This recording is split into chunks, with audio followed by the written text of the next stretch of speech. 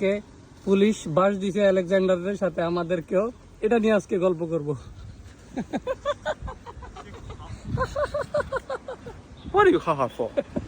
আসসালামু আলাইকুম, daily blog episode 6 এ আপনাদেরকে স্বাগতম। আজকে ক্যাম্পাসে পুলিশ আসছিল অ্যারেস্ট করার জন্য না, কিছু উপদেশ দেওয়ার জন্য, গোসল করা নিয়ে। কি আজব চায় না।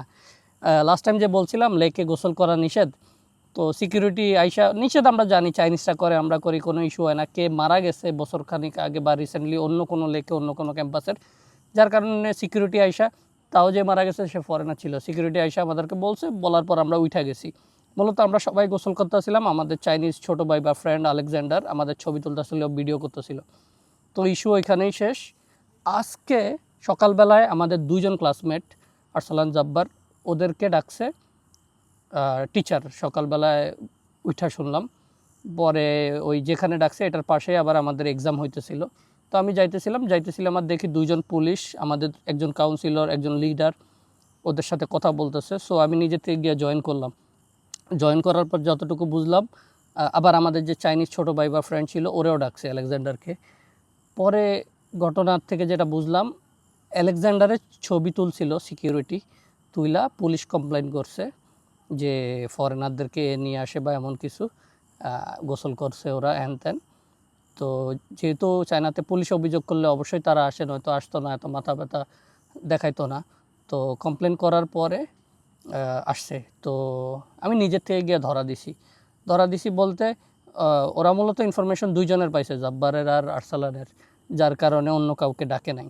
কিন্তু ওরা হয়তো ব্যাপারটা হ্যান্ডেল করতে পারবে না, আমি হ্যান্ডেল করতে পারবো আমার মনে হয়েছে, যার কারণে আমি নিজের থেকেই বলছি আমিও ছিলাম। তো আমার টিচার জিজ্ঞাসা করছে, ইয়াসিন তুমি ছিলা? আমি বলছি আমিও ছিলাম। হ্যাঁ বলো কী সমস্যা? বললো এখানে তো এমন এমন গোসল করা নিষেধ, ওই চাইনিজ করছে কিনা। আমি বলছি ওই চাইনিজের দেখেন কোনো দোষ নাই, আমরা ওদেরকে নিয়ে গেছি নিজের থেকে। ওরা আসলে ফরেনারের সাথে বেশি একটা গেজায় না, কিন্তু চাইনিজদের সাথে ইস্যু বেশি করে।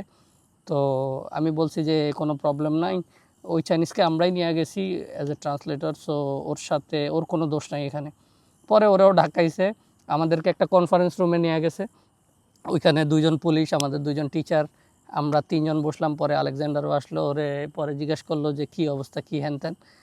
পরে ও বললো, আমি তো ভাবছি ও ভয় থাকবে, চাইনিজরা অনেক ভয় পায়, বাট আমাদের সাথে থেকে ওরও কনফিডেন্স হয়ে গেছে। কনফিডেন্সের সাথে আইসা আমার ফোন টিপতে বলতেছে আর্জেন্টিনা 3 গোল দিয়া জিতছে, মেসি হ্যাটট্রিক করছে পুলিশের সামনে। তো আমি তো দেখো অবাক, ওর এত সাহস হয়ে গেছে। আর আমি তো নর্মালি হ্যান্ডেল করতেছি, আমি জানি এরা জাস্ট উপদেশ দিবে। পরে আমি বলতেছিলাম দেখো এই লেকে আমি 2023 থেকে গোসল করি, তারপরে সুইমিংয়ে আমরা ভালো, ইভেন আমরা সেফটি জ্যাকেট ট্যাকেট নিয়ে, লাইফ জ্যাকেট নিয়ে নামছি। তারপরে বলতেছিল বুঝতে পারছি। আমি বলছি চাইনিজরাও তো করে। বললো চাইনিজরা আমাদের কনসার্ন না, তোমরা ফরেনাররা আমাদের রেসপন্সিবিলিটি কনসার্ন। তো ফরেনারদের এক্সট্রা কেয়ার ওরা দেখাইতে চায় বা করে, যার কারণে বলছে তোমরা আউটডোরে সুইমিং করতে পারবে না। পরে আমরা বললাম ঠিক আছে, তখন ব্যাপারটা সামাল দেওয়ার জন্য ইটস ওকে বললাম। পরে তারা বলল, ও বলছে যে আমি গোসল টোসল করি নাই। তো এখানে মোটামুটি হাসি মুখে বিদায় দেওয়া শেষ।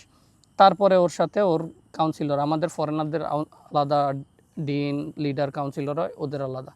ওর কাউন্সিলর ওর সাথে পেঁচানো শুরু করছে, কেন গেছো, কী হ্যান ত্যান, ওরেও বলছে। তারপরে আমি ঘুমাইয়া গেছি, ঘুমের থেকে ওইটা শুনি ওরে ভার্সিটির যে প্রিন্সিপাল ডাইকা বয়ান দিতেছে। প্রিন্সিপাল ডাইকা ওরে বলতেছে তুই কেন গেছো হ্যান ত্যান, ওরেও সে বুঝ দিছে তারপর প্রিন্সিপাল ওরে বেশ কিছু উপদেশ দিছে, এমন করবা না হ্যান ত্যান, এই সেই আর কি।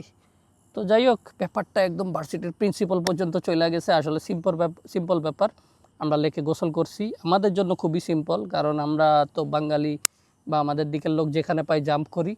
এখানে একটা লেকের চারপাশে সেফটি জ্যাকেট প্যাকেট দেওয়া, ওইগুলি পড়ছি, তারপরেও দেখেন এই অবস্থা। এই হলো চায়নার সেফটি অ্যান্ড সিকিউরিটির কনসার্নের ব্যাপারটা। তো অনেক রেস্ট্রিকশন, অনেক কিছু এখানে, বাট ফর ইউর গুড।